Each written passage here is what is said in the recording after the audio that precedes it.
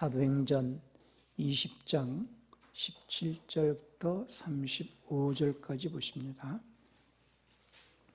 바울이 밀레도에서 사람을 에베소로 보내어 교회 장로들을 청하니 오매 저에게 말하되 아시아에 들어온 첫날부터 지금까지 내가 항상 너희 가운데서 어떻게 행한 것을 너희도 아는 바니 곧 모든 겸손과 눈물이며 유대인의 간계를 인하여 당한 시험을 참고 주를 섬긴 것과 유익한 것은 무엇이든지 공중 앞에서나 각 집에서나 꺼림이 없이 너희에게 전하여 가르치고 유대인과 헬라인들에게 하나님께 대한 회개와 우리 주 예수 그리스도께 대한 믿음을 증거한 것이라. 보라, 이제 나는 영의 매임을 받아 예루살렘으로 가는데 거기서 무슨 일을 만날는지 알지 못하노라. 오직 성령이 각성해서 네게 증가하여 결받고 환난이 날 기다린다 하시나 나의 달려갈 길과 주 예수께 받은 사명 곧 하나님의 은혜의 복음 증가하는 일을 마치려 하면은 나의 생명을 조금 더 귀한 것으로 여기지 아니하노라. 보라, 내가 너희 중에 왕래하며 하나님 나라를 전파하였으나 지금은 너희가 다 내 얼굴을 다시 보지 못할 줄 아노라. 그러므로 오늘 너희에게 증거하노니 모든 사람의 피에 대하여 내가 깨끗하니 이는 내가 꺼리지 않고 하나님의 뜻을 다 너희에게 전하였습니다. 너희는 자기를 위하여 또는 온 양떼를 위하여 삼가라. 성령이 저희들 가운데 너희로 감독자로 삼고 하나님이 자기 피로 사신 교회를 치게 하셨느니라. 내가 떠난 후에 흉악한 이리가 너희에게 들어와서 그 양떼를 아끼지 아니하며 또한 너희 중에서도 제자들을 끌어 자기를 쫓게 하려고 어그러진 말을 하는 사람들이 일어날 줄을 내가 아노니 그러므로 너희가 일깨어 내가 3년이나 밤낮 쉬지 않고 눈물로 각 사람을 훈계하던 것을 기억하라. 지금 내가 너희를 주와 및 그 은혜의 말씀께 부탁하노니 그 말씀이 너희를 능히 든든히 세우사 거룩히 하심을 입은 모든 자 가운데 기업 있게 하시리라. 내가 아무의 은이나 금이나 의복을 탐하지 아니하였고 너희 아는 바에 이 손으로 나와 내 동행들에 쓰는 것을 당하여 범사에 너에게 모본을 보였노니 곧 이같이 수고하여 약한 사람들을 돕고 또 주 예수의 친히 말씀하신 바 주는 것이 받는 것보다 복이 있다 하심을 기억하여야 할지니라. 아멘. 오늘 설교의 제목은 말씀에 매여 살아가는 자가 그리스도인이다. 말씀에 매여 살아가는 자가 그리스도인이다. 우리 중심 말씀이 22절인데요. 개역성경에서는 보라, 이제 나는 심령의 매임을 받아 예루살렘으로 가는데 저기서 무슨 일을 만날는지 알지 못하노라, 이렇게 되어 있는데요. 나는 영의 매임을 받아, 영의 매임을 받아, 이 말입니다. 근데 그 영의 매임을 받을 때 그 영은 소문자 스피릿입니다. 소문자 스피릿의 매임을 받았다라는 것은 요한복음 6장 63절에서 주님께서 내 말이 영이요 할 때에 소문자 스피릿을 썼는데 말씀의 매임을 받았다 그 말이죠. 그래서 그리스도인은 그리스도의 말씀의 매임을 받아 살아가는 자가 그리스도인이다 라는 제목으로 오늘 그 말씀을 전합니다. 그리스도인은 그리스도의 말씀에 매여 살아가는 자가 그리스도인이다. 오늘 바울이 그 말씀에 매여서 이제 예루살렘으로 가는데 거기서 무슨 일을 만날지 알지 못하지만은 각성해서 주님을 증거하며 또 어려움을 당할지라도 내 목숨을 다하기까지 사명을 감당하겠다, 이렇게 고백하면서 이제 그 밀레도에서 사람을 에베소로 보내어서 이제 에베소 장로들을 불러다가 이제 밤새도록 얘기를 하면서 내가 3년이나 밤낮 눈물 흘리면서 너에게 가르친 것을 기억하라, 이런 얘기를 하면서 떠나가는 겁니다. 오늘 주님께서 우리에게 주시는 그 말씀이 말씀의 매임을 받아 살아야 된다라고 권면하신다는 것을 기억하시고 말씀을 들으시길 바랍니다. 하나님은 살아계신 하나님이신데 살아계신 하나님께서는 영 안에서 자신의 인격을 나타내시는 분이시기 때문에 하나님은 영이시다, 이런 말을 합니다. 요한복음 4장 24절에서 하나님은 영이시니 예비하는 자는 영과 진리로 예비할지니라 이렇게 말씀을 했어요. 그래서 오늘도 우리가 살아계신 하나님 앞에 나와서 예배한다라고 할 때 그 예배는 다른 말로 하나님을 뵙는다. 하나님을 뵙는 자는 영과 진리로 할 때 그 영은 자기 영을 통하여서, 그러니까 마음을 다 해서 집중해서 그 영을 통하여서 하나님을 뵙는데, 그 하나님을 배울 때는 반드시 하나님께서는 하나님의 말씀을 통하여서 우리를 만나 주시는데, 그 말씀은 진리라는 거예요. 그래서 오늘 우리가 하나님 앞에 예배하러 나왔을 때에 하나님은 눈에 보이지 아니하시지만 이 시간에도 우리와 함께 하셔서 우리에게 말씀하시는데, 목사의 설교를 통해서 말씀하신다. 그 말씀이 하나님의 말씀인 것을 내 마음으로 받아가지고 한 주간도 그 말씀을 쫓아서 살아갈 때에 성령께서 여러분들을 진리 가운데로 인도해 주실 것입니다. 오늘도 말씀에 집중할 수 있기를 바랍니다. 그래서 하나님은 영이시다라고 할 때에 하나님은 영 안에서 자신의 인격을 나타내시는 분이신데, 영 안에서 자신의 인격을 나타내시는 분이기 때문에 사람들은 하나님을 눈으로 볼 수 없고 손으로 만질 수 없어요. 그래서 하나님께서 자신을 사람들에게 보여주시기 위하여서 이제 그 아들을 보내십니다. 그래서 그 아들은 삼위 중에 일위가 되시는 말씀님이신데, 그 말씀님께서 하나님께로부터 나오시기 때문에 그때부터는 아들 이런 표현을 쓰는 거거든요. 그래서 요한복음 1장 18절에서도 하나님께서 유일하신, 하나님께로부터 나오신 유일하신 아들이다 할 때에 독생자, 우리말로는 이제 독생자 이런 표현을 썼는데요. 요한복음 1장 18절이죠.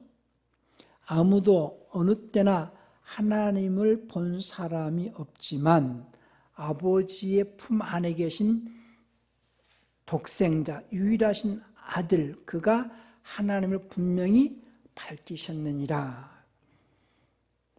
근데 이제 그 부분도 조금 개역성경에는 표현이 조금 달리한 것이 요한복음 1장 18절에서 독생하신 하나님이 나타나셨느니라 이랬는데요.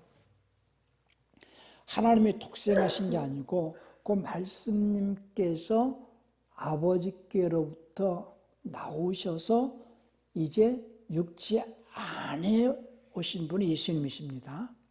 예수님께서 원래 하나님과 함께 하실 때는 하나님이신데 그분이 하나님께로부터 나오셔서 육체 안에 오셔서 이제 자신을 나타내지 아니하시고 아버지를 나타내시러 오셨다는 거예요. 예수님의 공생애는 자신을 드러내지 아니하시고 하나님 아버지를 보여주시려고 그분이 하나님의 아들의 공생애를 시작하십니다. 자, 저와 여러분들은 하나님을 아버지라 부르지요. 그리고 우리는 하나님의 자녀들인데, 하나님의 자녀, 곧 하나님의 아들은 어떻게 살아가는 자들이 하나님의 아들이냐? 예수님께서 하나님의 아들로 사신 것처럼 우리도 예수님처럼 하나님의 아들로 살아가야 되는데요. 예수님께서 하나님의 아들로 사신 것처럼 우리도 하나님의 아들로 살아가야 되는데, 어떻게 하는 것이 하나님의 아들로 살아가는 것이냐 하면은, 예수님처럼 자신을 나타내지 않냐고 하나님 아버지를 나타내는 삶이 하나님의 아들로 살아가는 삶이에요. 다시 말씀을 드립니다.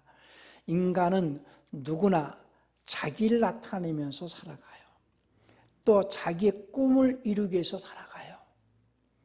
그래서 자기를 사람들에게 보여주고 자기를 보여준다는 것은 자기 생각이나 자기 감정이나 자기 꿈이나 자기 의지나 자기 뜻을 다 보여주는 거죠.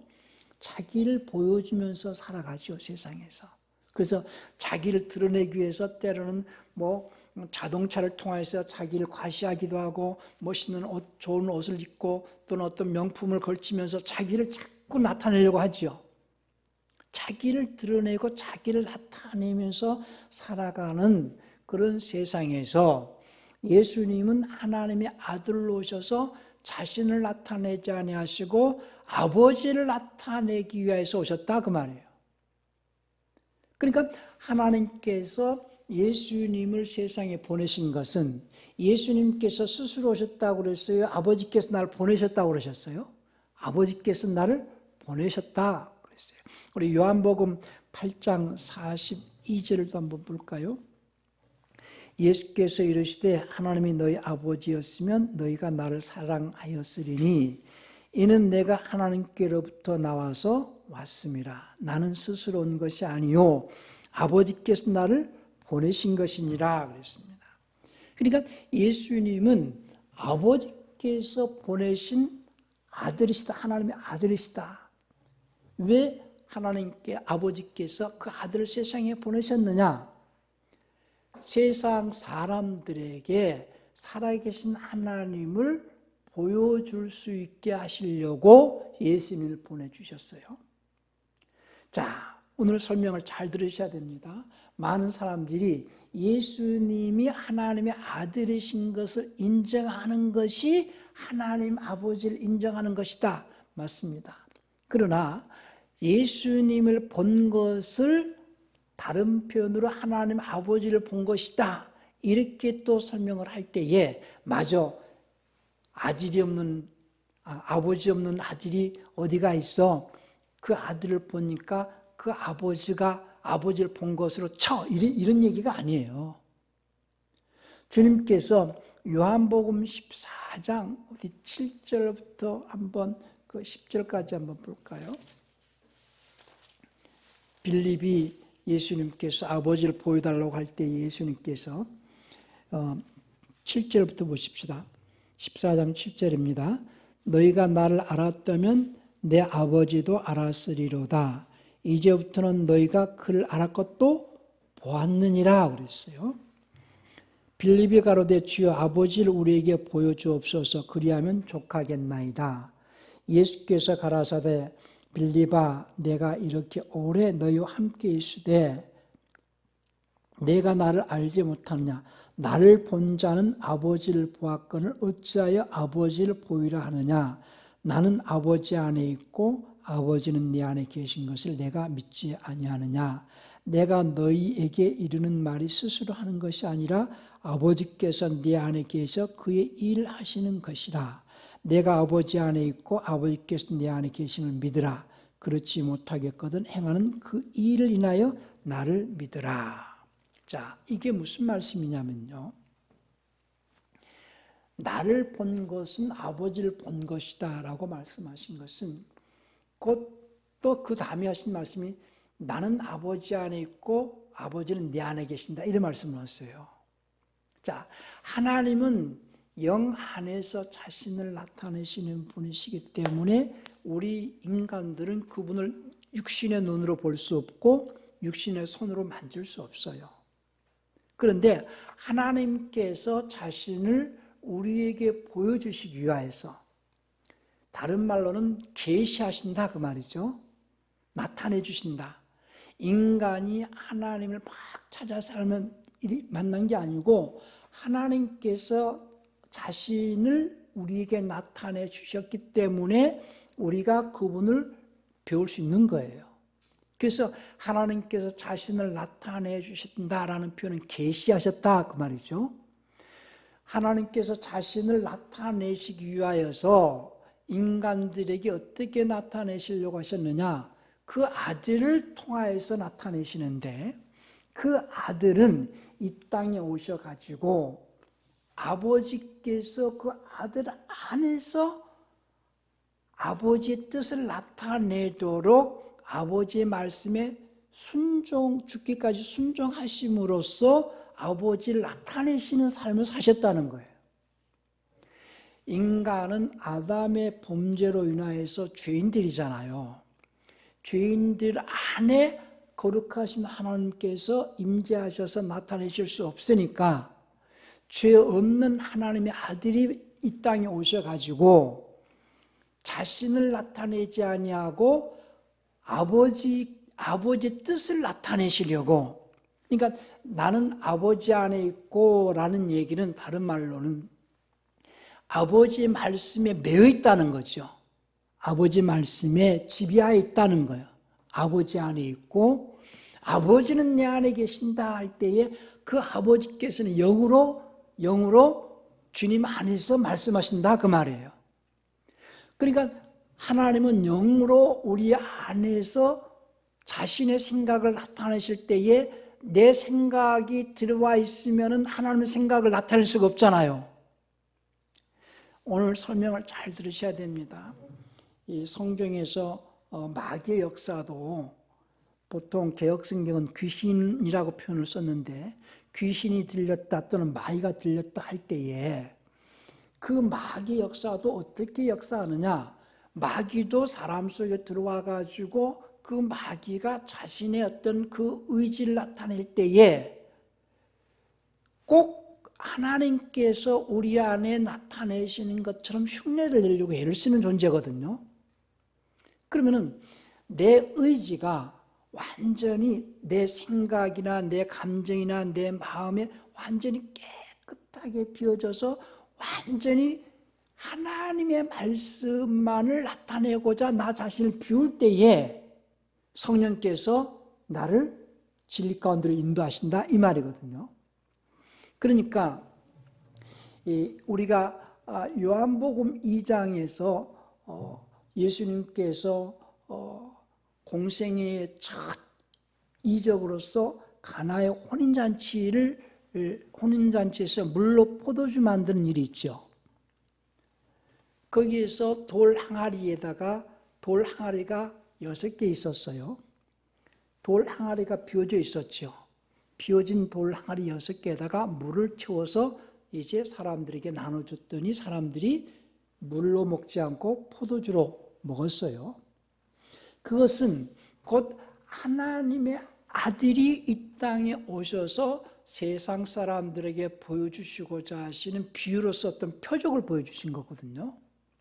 다른 표현으로는 예수님뿐만이 아니고 하나님의 아들로 살아가는 그리스도인들이 이 땅에서 어떻게 살아가야 할 것에 대한 어떤 비유로서 표적을 보여주신 것이다 그 말이에요.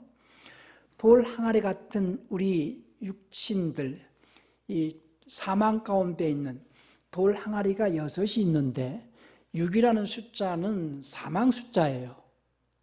그래서 마귀 숫자를 666 이러잖아요. 사망 숫자인데 돌 하나 같은 인생은 죽을 수밖에 없는 이 육체 덩어리 안에서 자기의 생각이 깨끗하게 비워져 있을 때에 뭘로 채우라 하느냐, 하나님의 말씀으로 가득 채우라는 거예요. 중간만 채우는 게 아니라 어디까지 채워라? 가득 채워라.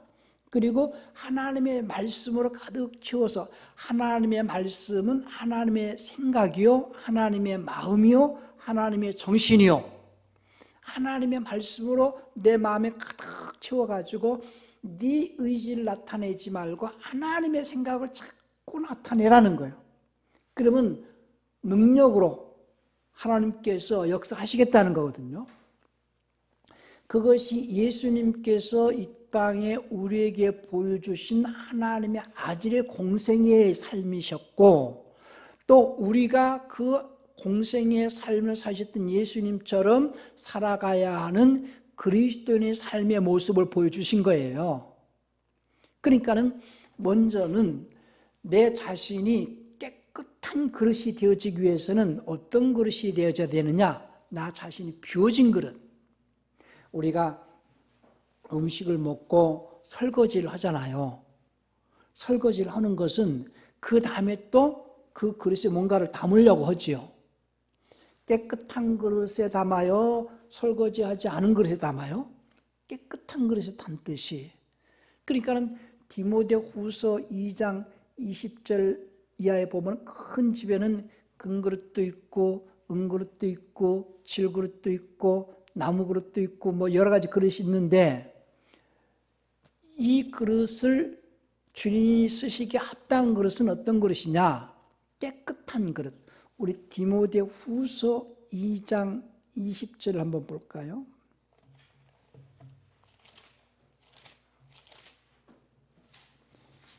20절부터 21절까지 보시겠습니다. 큰 집에는 금과 은의 그릇이 있을 뿐 아니요 나무와 질그릇도 있어 귀히 쓰는 것도 있고 천이 쓰는 것도 있나니, 그러므로 누구든지 이런 것에서 자기를 깨끗하게 하면 귀히 쓰는 그릇이 되어 거룩하고 주인의 쓰심에 합당하며 모든 선한 일에 예비함이 되리라. 그러니까 어떠한 그릇을 쓰시느냐? 깨끗한 그릇. 깨끗한 그릇은 어떤 그릇이냐? 비워져 있는 그릇. 깨끗하게 비워져 있는 그릇. 그 깨끗하게 비워져 있어야 하나님의 말씀을 채울 수 있다는 거예요. 그러니까 하나님의 말씀이 채워져서 그 말씀이 나를 완전히 지배해서 내 인생을 이끌어 가실 수 있도록 하라는 거예요. 우리가 말씀을 듣는 것은 우리 마음에 그 말씀을 채우려고 하는 거잖아요. 근데 이미 나에게 채워진 게 있어.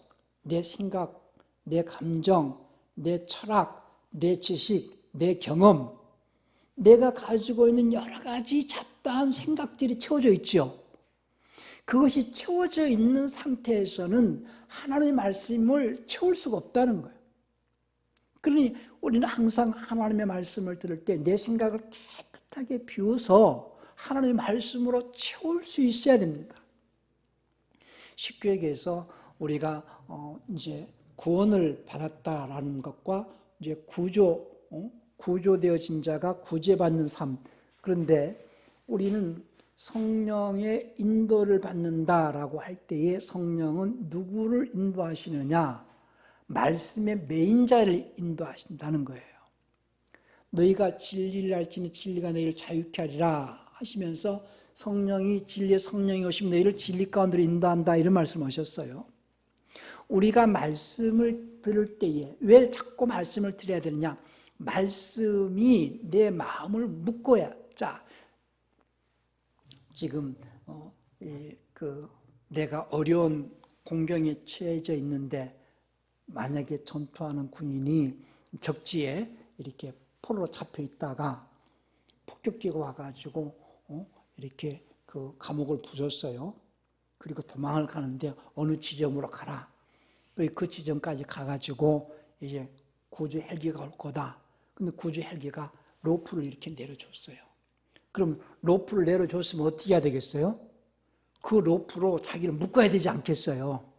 자기가 로프로 자기를 묶어야지. 그리고 헬기가 이제 그 묶여진 나를 갖다가 이렇게 끌고 갈 거 아니겠어요? 늘 주님께서는 우리에게 로프를 내려주신다. 그게 뭐예요? 말씀. 그래서 말씀을 듣고 말씀에 매여져 가지고, 말씀에 매여져 있을 때에, 말씀을 붙잡고 말씀에 매여져 있을 때에 성령께서 나를 이끄신다. 천국까지 이끄신다. 그런 개념으로서 오늘 말씀에 매여 있으라는 거예요. 바울은 자기가 말씀에 매여서 내가 예루살렘을 올라가는데 내가 거기서 어떠한 어려움을 당하는지는 알지 못하지만은 내 목숨을 다하기까지 내가 복음을 증가하는 일에는 내가 사명을 감당하겠다. 복음 증가하는 사명을 감당하겠다. 그런 고백을 하는 거거든요. 그러면 예수님께서도 하나님의 말씀에 매여가지고 자기 생각대로 하지 아니하시고 나는 내 임의로 자유로 말하지 않냐고 아버지께서 내게 들은 것을 너에게 말한다, 이런 말씀하셨어요. 자, 우리 요한복음 12장도 한번 볼까요?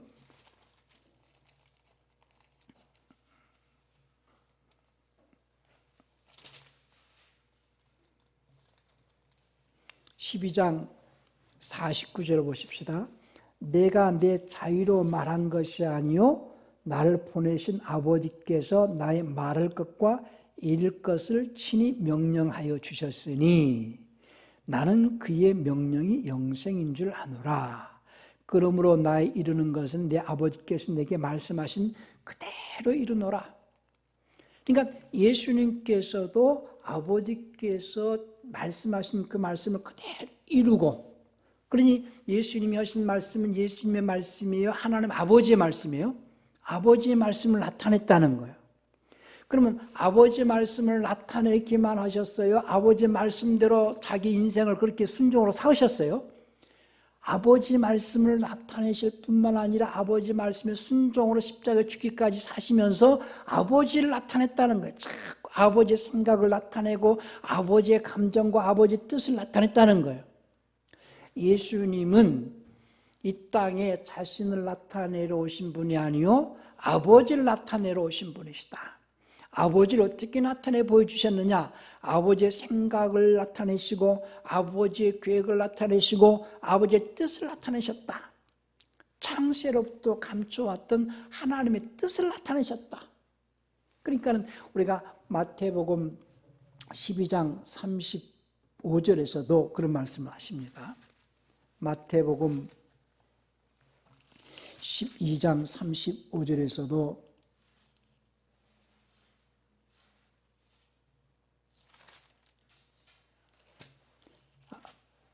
13장 35절입니다. 13장 35절에서 이는 선지자로 말씀하신 바 내가 입을 열어 비유로 말하고 창세전부터 세상의 기초를 놓기 전부터 감추인 것들을 드러내리라. 하나님께서 세상의 기초를 놓기 전부터 감춰왔던 것들을 예수님을 통해서 자꾸 드러내시는 거거든요. 하나님의 뜻을 드러내시는 거거든요. 그러니까 예수님께서 하나님의 뜻을 자꾸 우리에게 나타내시고 아버지의 생각을 나타내 주신 것처럼 바울도 이제 하나님의 뜻을 자꾸 나타내는데 뭐에 매였다고 그랬어요? 영에 매였다, 말씀에 매였다 이 말이죠. 말씀에 매여가지고 자기가 예루살렘을 올라가는데 거기서 어떠한 어려움을 당하는지 난 알지 못하지만은 내가 이 복음을 증거하는 사역을 감당하기 위해서 목숨도 아끼지 않겠다. 그러면서 사도행전 12장 27절에서 내가 하나님의 계획을 다 전했다는 거예요. 하나님의 생각을 나타냈다는 거예요. 하나님의 뜻을 나타냈다는 거예요. 그와 같이 우리의 삶은 예수님께서 자기를 비워서 아버지의 말씀의 순종으로 죽기까지 하나님의 뜻을 나타내신 것처럼 바울이 말씀에 매여가지고 자기 생각을 나타내지 않고 하나님의 생각을 자꾸 나타내고 증거하려고 했던 것처럼 우리도 역시 우리가 하나님의 아들들이라면은 하나님의 아들의 삶을 살아내는 데 있어서 우리 자신을 나타내지 않냐고 하나님 아버지를 나타내려고 애를 써야 된다는 거예요. 하나님 아버지를, 하나님의 성품을 나타내고 하나님의 뜻을 나타내고 하나님의 계획을 나타내고 하나님의 그 꿈을 이루기 위해서 살아가는 삶이 우리 신앙인의 삶입니다. 그러기 위하여서는 무엇보다 먼저 비우는 것이 중요합니다. 비우는 것이. 그래서 세상에서도 그런 말을 쓰지만요, 금식과 굶식의 차이. 병원에서 금식했다는 것은 굶으라는 거잖아요. 그거는 굶식이고, 육체의 위, 장을 비우는 것은, 위와 장을 비우는 것은 굶식이지만 성경에서 말하는 금식은 자기의 생각을 비우는 거거든요. 혼을 비우는 거거든요. 자기의 마음과 자기의 생각을 비워야 하나님의 생각을 채울 거 아니겠어요? 왜 우리가 은혜를 받지 못하고 왜 우리가 성령 충만함을 얻지 못하느냐? 내 속에 있는 것을 비우지 않기 때문에 하나님의 것이 채워질 수가 없어요. 그러니까 내 것을 비운다라는 것은 내 생각을 비우는 거예요. 내 감정을 비우고. 그러니까 혼을 비우는 것은 금식이요, 육신의 위와 장을 비우는 것은 굶식이요. 그래서 신앙인은요, 자기를 비우라 하는 것은 다른 말로는 깨끗하게 해라는 거예요. 큰 집에는 큰 그릇과 은그릇이 있는데 어떤 그릇을 쓰신다 그랬어요? 깨끗한 그릇을 쓰시는데 깨끗한 그릇은 자기 생각이 비워져 있는 그릇을 말하는 겁니다. 하나님을 대적하는 강력한 힘이 뭐냐? 자기 생각이에요. 자기 이론, 자기 철학, 자기 지식이 하나님의 생각이 들어오지 못하게 하는 거예요. 그러니까 영적 싸움이라는 것은 생각 싸움이라고 그랬죠. 모든 것들이 눈에 보여지기 전에 보이지 않는 형이상학적인 세계가 있다. 형이상학의 세계가 있다. 어떤 이론이 있고 생각이 있다는 거예요. 그것이 보여지는 것이 형이학이거든요. 그러면 세상의 모든 전쟁도 결국은 생각 싸움이거든요. 생각이 다르기 때문에 사상과 이념이 다르기 때문에 부딪힌다. 생각이 부딪혀가지고 그것이 육체로 나타나는 것이 전쟁이에요. 그러면 육체로 나타내 보이는 이 전쟁 이전에 무슨 전쟁이 있었습니까? 생각 싸움이 있었다는 거예요. 생각이 전쟁이 있었다는 거예요. 그러면 하나님께서도 우리 생각을 일방적으로 팍 이렇게 무너뜨리시는 분이 아니고 하나님께서 하나님의 생각이 우리 안에 들어오기를 우리를 인격적인 존재로 만드셨기 때문에 우리 인격을 무시하는 분이 아니세요. 그래서 그분의 인격을 내가 받아들이기 위하여서는 내 인격이 비워져 있어야 된다는 거예요. 내 인격이 비워져 있어야 그분의 인격이 내게 들어올 수 있지 않겠어요? 그래서 내 인격을 나타내지 않고 그분의 인격이 내 안에 들어와서 그분의 인격을 나타내야 하는 생활이 하나님의 아들의 생활이다 그 말입니다. 그것이 그리스도인의 생활이에요. 그러기 위해서 우리는 나 자신을 날마다 비워야 된다. 깨끗하게 비워라. 그래서 바울은 어떤 고백을 하느냐. 나는 날마다 죽노라. 그런 고백하죠. 나는 날마다 죽노라. 내 생각이 비워지고 깨끗하게 비워져. 그걸 다른 말로는 마음을 청결하게 해라 하는 거예요. 마음을 청결하게 해라. 마태복음 5장 8절에서 마음이 청결한 자는 복이 있나니 저가 하나님을 볼 것이며 있거든요. 자기 마음을 깨끗하게 비워져야 하나님을 볼 것이요 할 때에 하나님의 인격이 내 안에 들어오셔가지고 그분을 경험하게 된다는 거예요. 본다는 개념은. 그래서 우리가 경건한 삶을 산다는 것은 곧 내 마음을 깨끗하게 해서 훈련하는 생활이에요. 경건은 내 마음을 깨끗하게 비우는 훈련이거든요. 그래서 경건은 거룩으로 가는 첩경이다. 거룩함이 없이는 아무도 주를 비울 수 없다고 그랬어요. 그 훈련이 필요하다는 거예요. 그래서 하나님께서 금식에 대해서 말씀하실 때 하나님이 기뻐하시는 금식, 우리 이사야서 58장 6절 7절을 한번 볼까요? 이사야서 58장 6절 7절 보십시다. 나의 기뻐하는 금식은 흉악의 결박을 풀어주며 할 때 이 결박은 혼의 결박입니다. 우리 인간들은 세상을 살아가면서 마음에 근심도 있고 걱정도 있고 여러 가지 고민도 많지요. 그 결박을 풀어주며 멍에의 줄을 끌어주며 압제에 당하는 자를 자유케 하며 모든 멍에를 끊는 것이 아니겠느냐. 그러니까는 진리의 말씀으로 그 혼이 평안으로 게 해주라는 거예요. 7절 또 줄인 자에게 내 식물을 나눠주며 유리하는 빈민을 내 집에 들이며 벗은 자를 보면 입히며 또 내 골육을 피하여 숨지 않는 것이 아니겠느냐. 그것이 하나님께서 기뻐하시는 금식이다. 하나님이 기뻐하시는 금식이다. 그것을 다른 표현으로는 그런 마음을 품고 있는 자를 경건한 자, 경건은 야고보서 1장 27절에 경건에 대해서 말합니다. 야고보서 1장 27절을 보십시다. 하나님 아버지 앞에서 정결하고 더러움이 없는 경건은 곧 고아와 가부를 그 환난 중에 돌아보고 또 자기를 지켜 세속에 물들지 아니하는 이것이다 할 때에 이사야서 58장 7절과 연계가 되어지는 말씀입니다. 우리가 설교를 듣고 하나님 말씀을 듣는 것은 하나님을 뵙는 것이거든요. 하나님을 뵙는다라고 할 때에 하나님은 어떻게 자신을 나타내시느냐? 영 안에서 자신의 인격을 나타내시는 분이신데 그 영 안에서는 인간은 그분의 음성을 들을 수가 없으니까 이제 설교자를 통하여서 하나님의 뜻을 나타내시고 그 하나님의 뜻을 내 마음으로 받아들여서 내 마음의 깨달음, 감동, 내 마음에 하나님의 말씀을 듣고 깨달음과 감동이 있었을 때에 그때 주님께서 내 안에 임하셨다. 그때 하나님을 뵙는다. 지난 시간에 그런 설교를 했어요. 지나가시는 주님을 붙잡아라.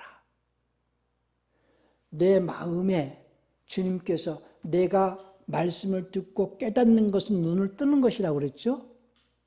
내가 그 말씀을 듣고 깨닫는 것은 눈을 뜨는 것이요.